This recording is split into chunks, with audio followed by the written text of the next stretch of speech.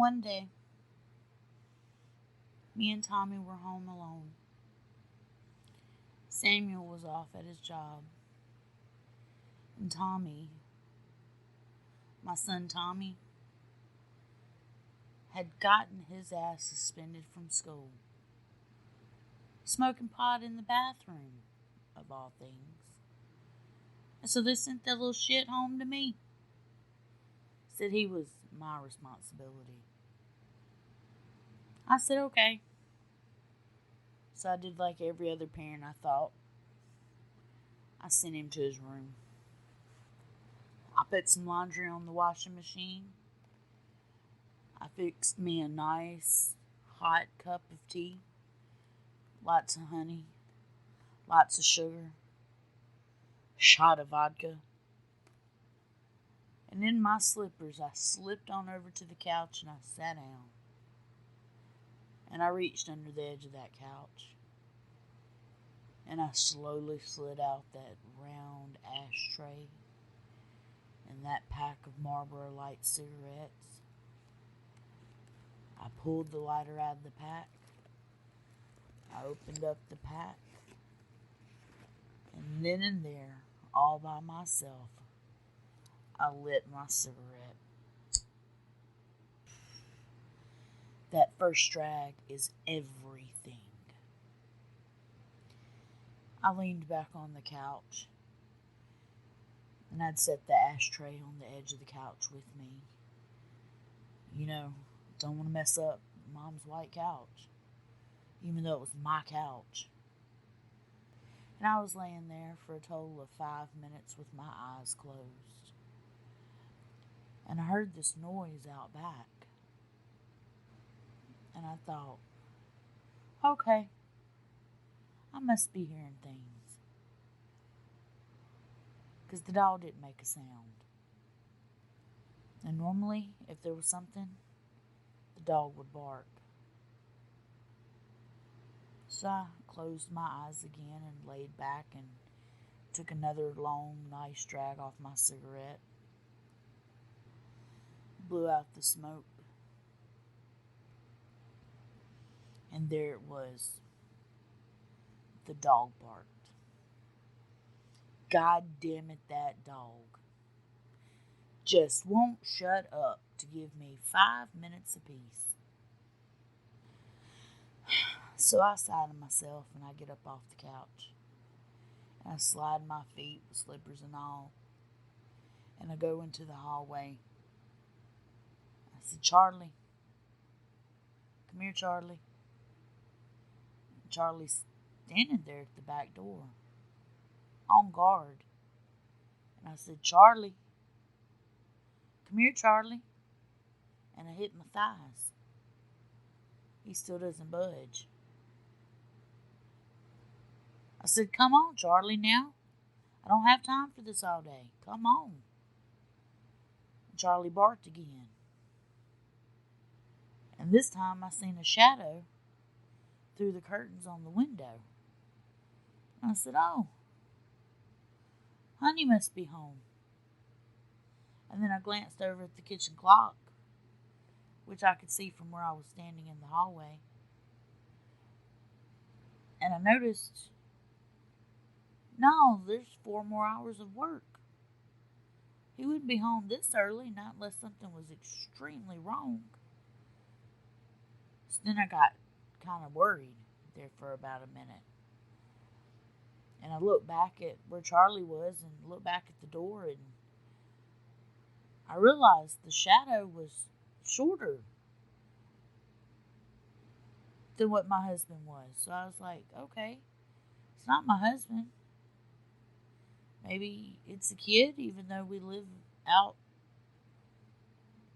next to nowhere with the nearest neighbor a half a mile down the road.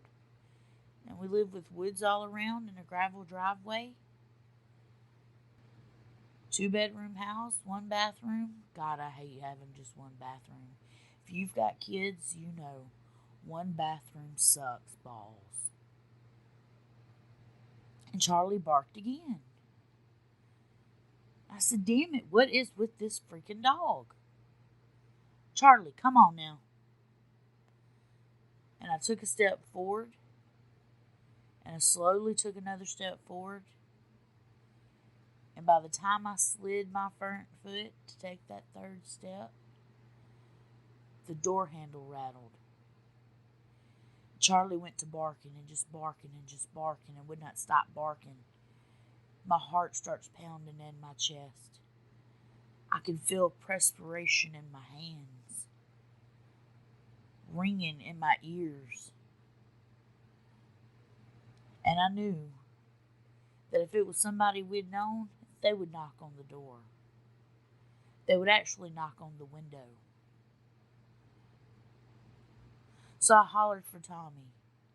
And he didn't come at first. I figured he had his headphones on, listening to his music up there, trying to drown me out, mad at me because he got sent to his room for him smoking pot like it was my fault or something.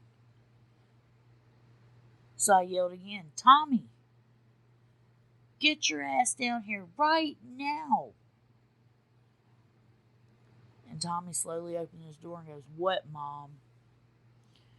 And of course I do the momly thing. I said, don't what me. Get your ass down here right now. Come on. And he realized, I guess, the tone in my voice, and he comes running down the stairs, and that's when he noticed Charlie barking and cutting up at the back door. And he says, Mom, what's going on?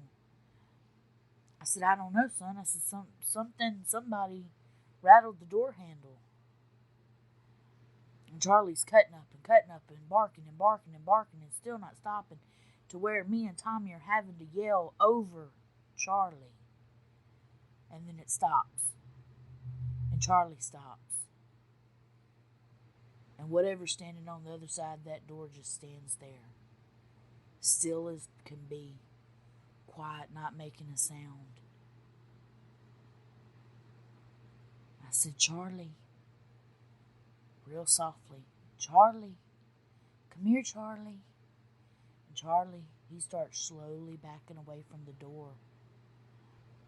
And he backed all the way up about halfway between us and the door. And all of a sudden, the door flew open.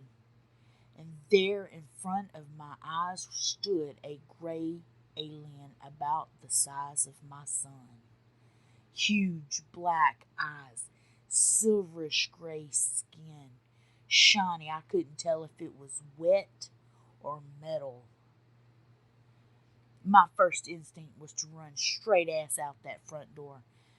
But then I remembered, I've got a fucking kid. I got to do something with my kid. So I turned around and I grabbed Tommy's arm and I yelled, Charlie, as loud as I could, and I take off running to that front door. And Tommy goes to pull away from me. I said, no, Tommy, come on, come on. Tommy said, keys, Mom, keys. We get to that front door and I snatch the door open and Tommy grabs the keys off the table. And we take off running out that front door, and here comes Charlie running right behind us. We run around the corner of the house to the minivan, jump in the van. I start the van.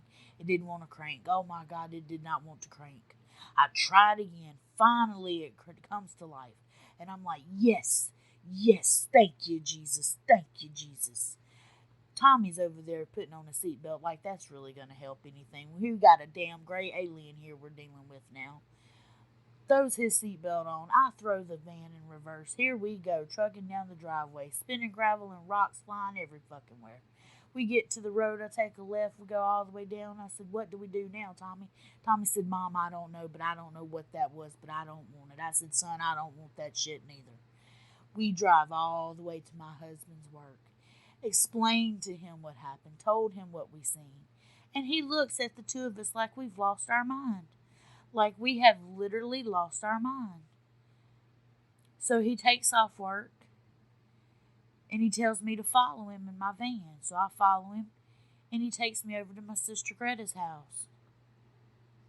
I go in and sit down and Tommy sits down and Charlie's outside playing in the backyard. And Greta goes, what happened? And I tell Greta what happened and I tell my son to tell her what happened.